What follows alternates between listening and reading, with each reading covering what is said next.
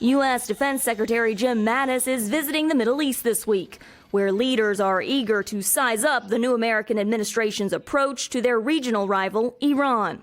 And in fact, when I was in Saudi Arabia in February, their top leaders said that they were relieved that the Obama administration was no longer in power, in part because they felt like President Obama was too soft on Iran. The Trump administration could become more involved in the crisis in Yemen, often viewed as a proxy war between Iran and Saudi Arabia.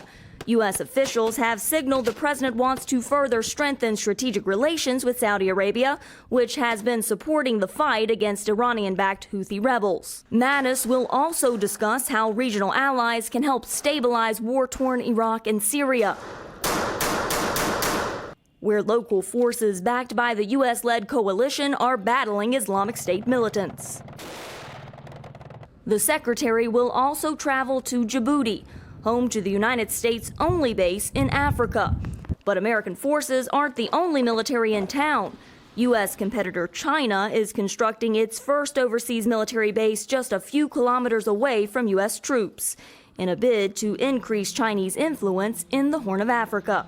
China has a heavy presence. It's not traditional Western soft power where it's a humanitarian mission, because China's got a clear interest in the resources that are there. While many of the people in the region are poor, the lands and coastal floors are rich with petroleum, gold, and natural gas.